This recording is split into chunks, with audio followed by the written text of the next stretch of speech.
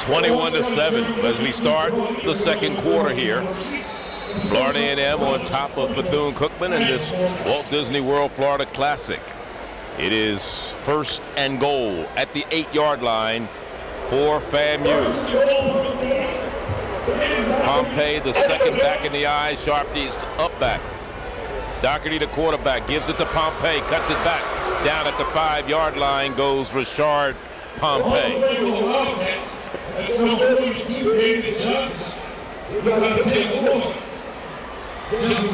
Although FAMU is a passing team, they still can get into a 2-back set and run those leads and off tackles and just go downhill also. A lot of versatility. Second and goal. Doherty, backside pressure, has a pass complete, and it goes incomplete. Or they call it a complete pass to Sharp, and it's at the 5-yard line. So he didn't gain anything, but he didn't lose anything, and it'll bring up third down.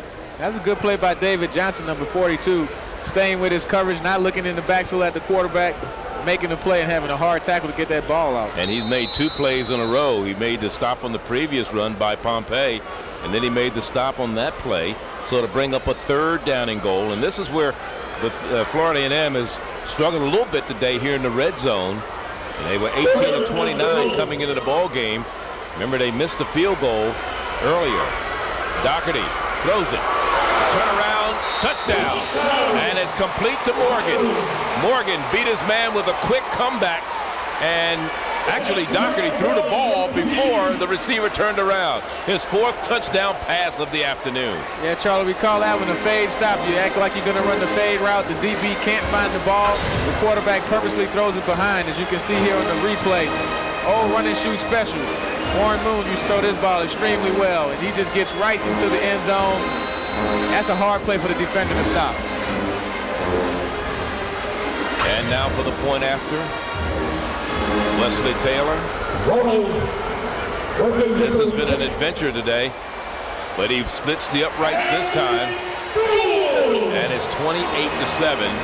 Florida A&M as they complete a 6-play, 49-yard drive that used 2:07 off the clock.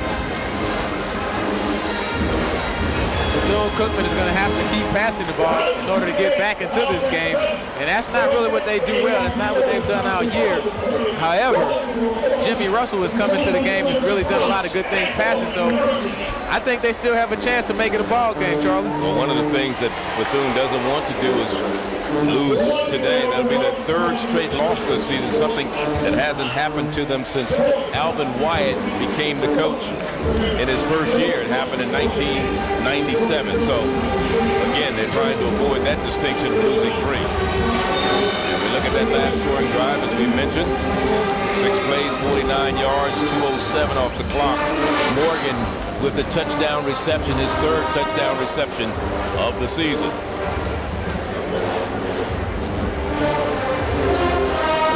That's 4 touchdown passes for Doherty today. It certainly is. So he's definitely having a real big game for his last Florida Classic.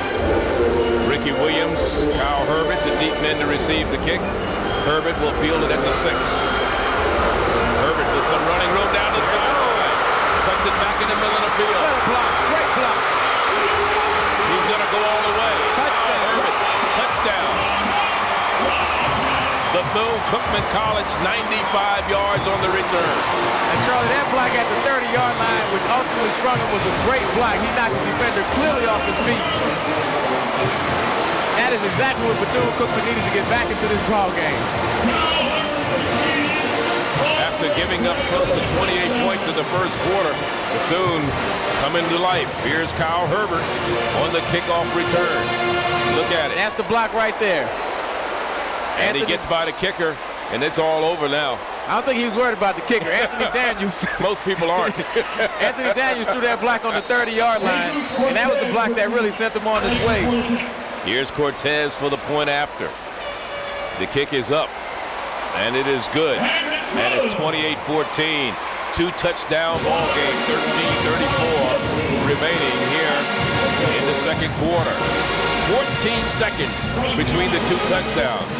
We'll be back. We move to further action in the second quarter. Doherty getting him set. on 2nd down and 8. Throws it in the corner. Man is there. Incomplete. Nice try in the end zone. Diving for it. There was some pressure on the quarterback.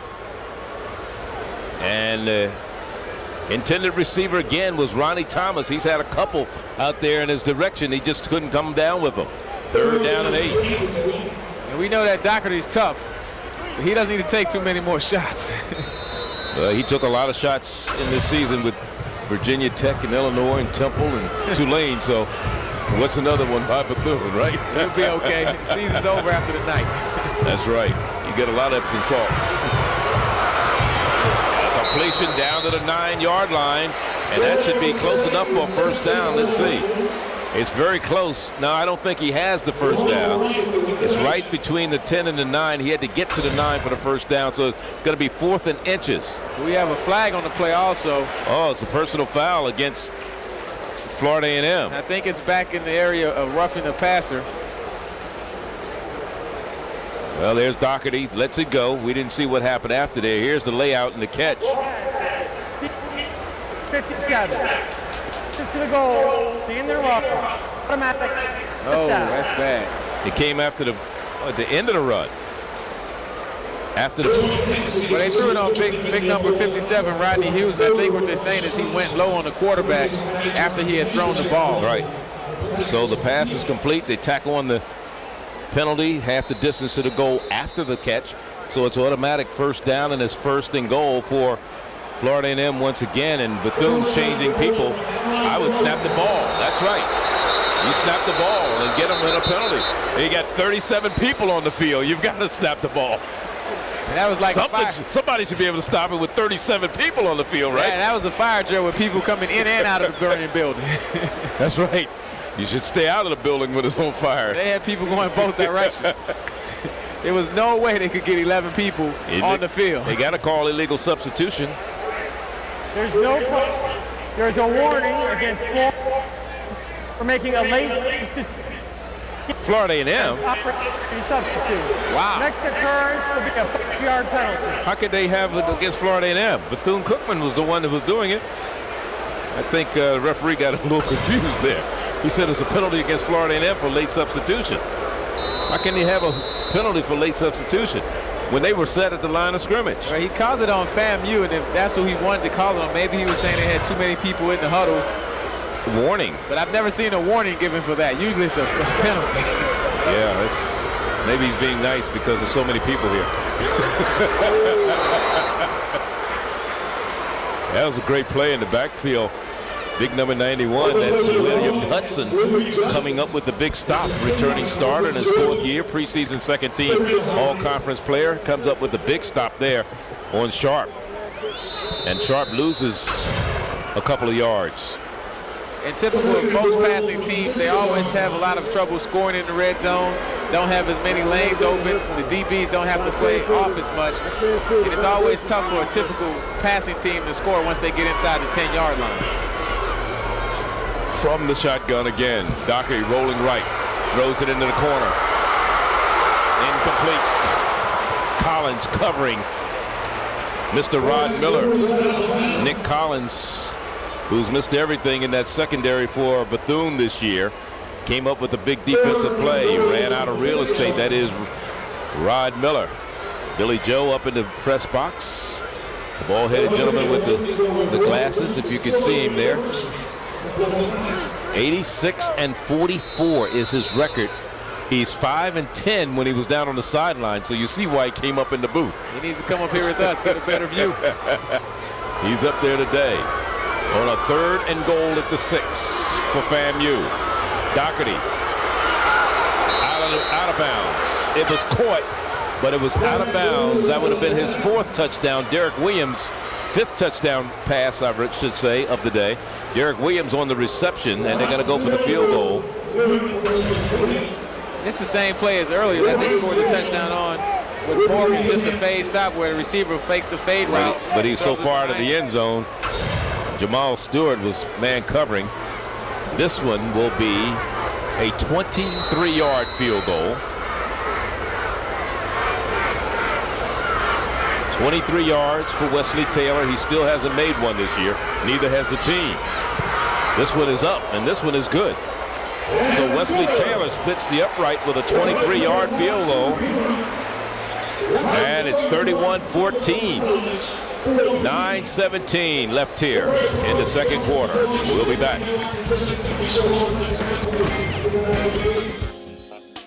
From the vault, we'll look back at the National Association of Black-Owned Broadcasters Awards, where they honored some of the most prestigious names in communications, public service, and entertainment. If someone had told me 20 years ago that, I'd be standing here today receiving the Entertainment of the Year award, I would have said, yeah, right.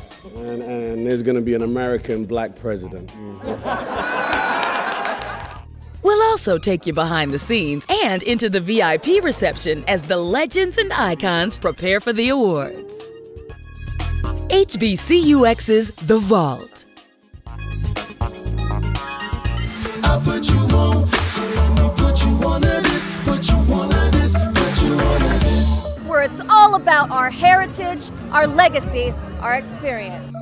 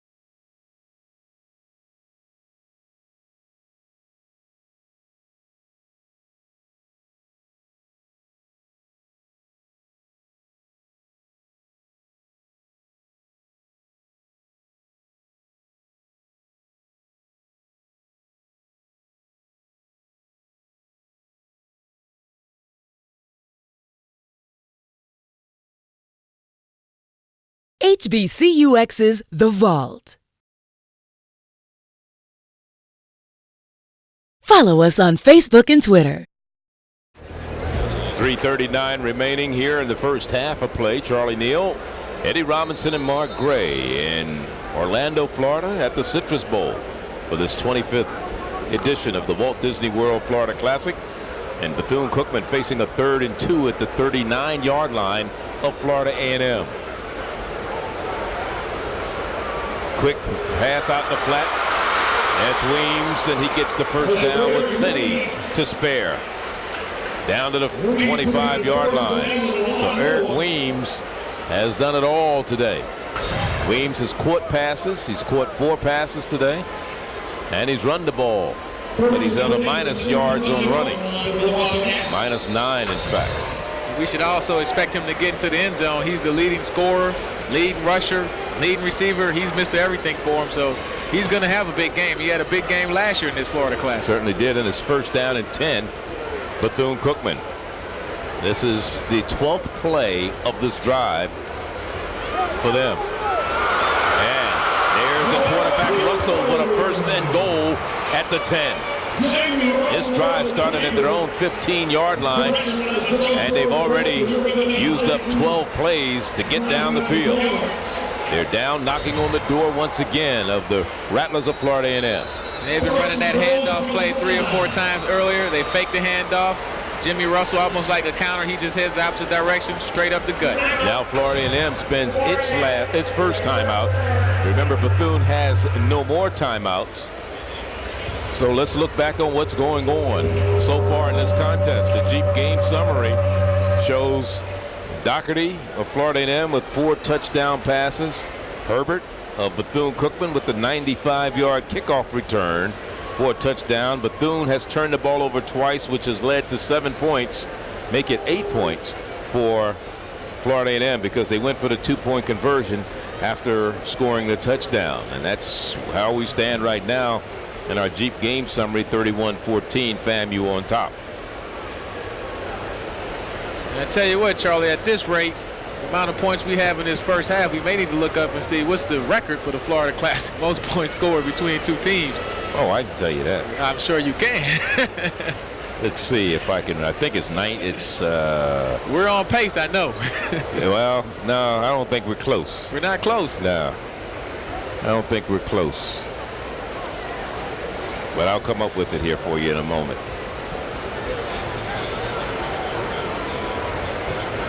And don't forget, coming up at halftime, everybody wants to see the Battle of the Bands, Marching 100 and Bethune-Cookman Wildcat Marching Band. And of course, they anytime you see that, this is our Chrysler commercial-free halftime coming your way.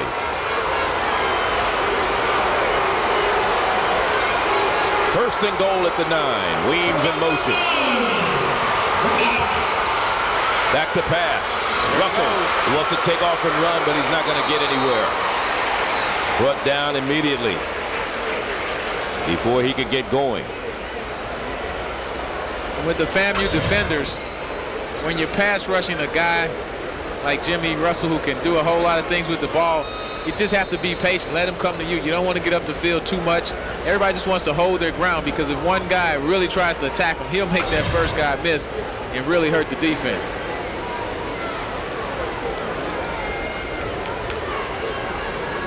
Big guys are going to get tired in a minute. Big Terrell Showers, Al Tariq Brown chasing Jimmy Russell around. That's an all-day job. Certainly is. There's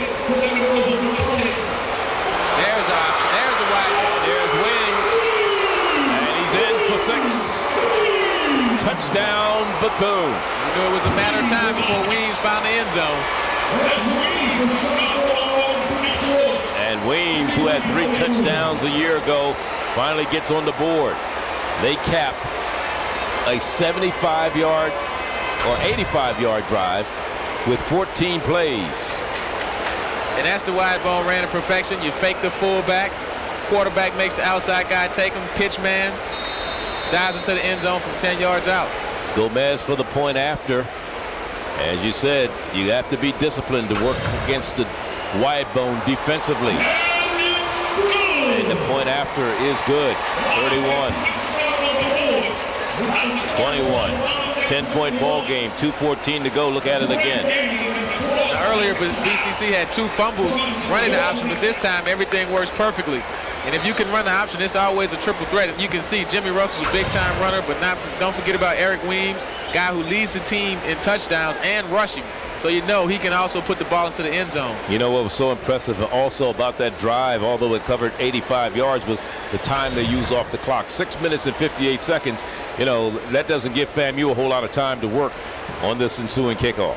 Exactly, and that Wildcat defense, I'm sure, is getting a little bit fatigued. All of the turnovers that the team has had early, they've been on the field a lot in this first half, so they needed that, a long drive. They were able to put the ball in the end zone. You're only down by 10 after a terrible start in the first quarter. BCC has really come back into this game behind Jimmy Russell, and they can really make things happen in the second half. There's a scoring drive again. Remember, we said it took them 14 plays. They went 85 yards. 6:58 off the clock, and then Weems with the 10-yard run. His first touchdown of the day. And I say that because I expect him to get in the end zone a couple more times. Already 52 points between these two teams have been put up. The largest margin of victory was 97-0. And there was a 70s. So they got to go a long way to get those 97 points. I told you I'd find it for you. We're halfway there, Charlie. We still have 2 minutes to go in the first half. Judson at the goal line. Whoa, what a tackle. Hog tied at the 15. And that's Ricky Williams, who's a specialist in returning kicks himself. So he knows what it feels like to be on both sides. He certainly does. And look at Eric Weems. He's celebrating with him. Yeah, you know, this momentum is kind of changing here. And we saw how FAMU was celebrating the early hits on the defensive side of the ball. Now Bethune-Cookman has been awakened. I think the whole stadium is really tilted to the Bethune-Cookman side. We move to further action in the second quarter. And the Rattlers. Here they come. Under pressure. Steps out. Still on his feet. Still running. Breaking tackles. And has a first down. Doherty showing his strength at 215 pounds and 6'4" and gets the first down. Just with determined second effort. That was just a great effort play, like you said, Charlie. I mean, this guy, he made about 3 or 4 people miss. He should have been tackled for a 10-yard loss easily. About 4 guys had a chance at him. 1, 2, 3, 4. That's a quarterback. Yeah, he has 4 brothers and 2 sisters. And that pass caught inside the 10. First and goal for Gerald Morgan. Gerald Morgan with his 3rd reception of the day. This is a big one with 1:17 to go and gives FAMU a first and goal at the 8. That's a great adjustment to the ball in the air. Fakes inside, comes back. The ball is thrown behind once again. He always has the advantage over the defensive back as he gets his head around first. Jamel Stewart just could not get in position to knock that ball away. Pompey, the lone setback with Doherty. First and goal, FAMU. Rolling right. Throws, man wide open, wide open. Out of the end zone was Kaiser. The defenders fell down and Kaiser was wide open, but he couldn't get inbounds. Doherty just couldn't get it to him in the field of play. And that long white stripe, it never misses the play. It never misses the tackle. Great defender, isn't it? Great defender. Fans, get ready for the great fans of FAMU and Bethune-Cookman College coming up at the half. Get ready. Here you can see the receivers down. The defender. Wide open. Yeah, defender's down. Yeah, there's 2 officials right there looking. Definitely out of bounds. Second down and goal. They may come to the near side. Nobody there. And a flag. We may have holding on the defense. I think you will, but that was a rub route what they're trying to do. They were trying to pick. They're trying to run a pick, so it may be against the offense. It depends on how the official saw it. On what the back judge sees it, how he sees it. No, they did. They called it offensive pass interference. It was a pick on the receivers. They were trying to pick the defender. So we get offensive pass interference. Now, will they accept it? Now they're changing it. Now the official's pointing the wrong way. Now he's calling defensive pass interference. No, Coach White wants to run out on the field right now. Yeah. He's out on the field. I would be too, especially when they call it on offense. And that's a first down. Initially. And you move it half the distance to the goal with 56 seconds. Number 22. Automatic. So it's first and goal at the 2-yard line. And this has been a great game of adjustments. Early, the BCC guys were back off. Now they're running press. And now the FAMU team is starting to run these run routes and run the picks.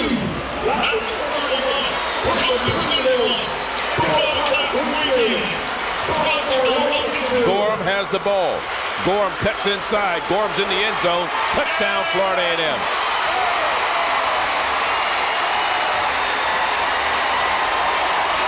Power running. Gorham with 2 touchdowns today, 1 rushing and 1 as a receiver. Gorham with the run. So that time aided by penalties, and FAMU was able to go 85 yards itself in just 5 plays, aided by a couple of penalties on the defense, and they used 2 minutes off the clock, 2:08 to be exact.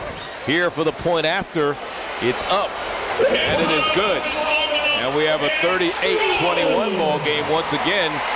59 points between the 2 teams. We still have 50 seconds to go in the half.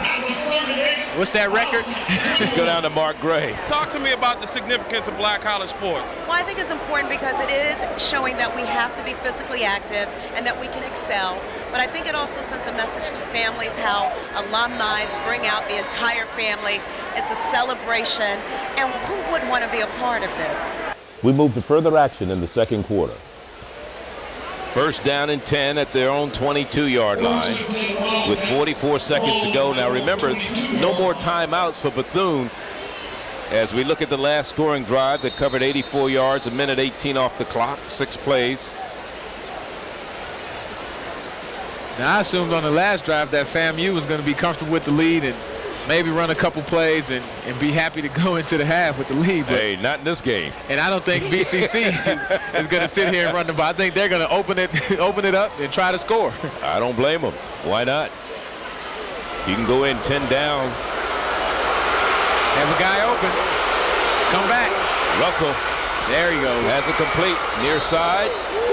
And about an 8-yard gain to Xavier Butler up to about the 28-yard line. Now FAMU, they're playing their defenders. I mean, it's a big-time prevent. So if he's patient, throw these underneath routes. Of course, in college football, the clock stops once you get the first down. They can move the ball down the field and have a chance to take a shot or two at the end zone. 34 seconds remaining. Some little rattlers.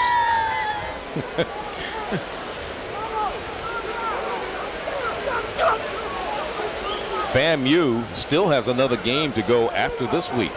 This is Bethune's last game of the season. They play Florida International a week from today. And here's Jimmy Russell. He needs to get out of bounds to stop the clock now. And does he? No. Well, because of the chains move, he might get the clock stopped. 25 seconds remaining. And that's what stops the clock. The move the chains is first down and 10. So 25 seconds left. Now the clock will start.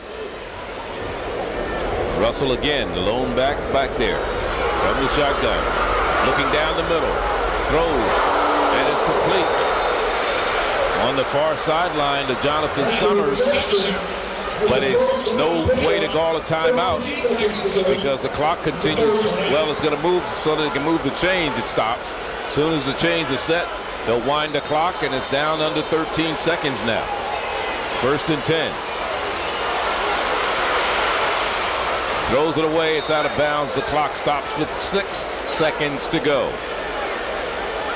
I think now you have to take your shot at the end zone. You can't play around and try to take one short play. But with Jimmy Russell, there's no telling what he may do with the ball. He may run it, throw it, or do whatever, kick it. He can get the ball into the end zone a lot of different ways. 17-point ball game. 6 seconds remaining in the half. Now the play clock is ticking. Remember, the clock did stop with the incompleted pass. So that gave Jimmy Russell an opportunity to go over and talk to Alvin White on the sideline. Meanwhile, they're going to work from the shotgun.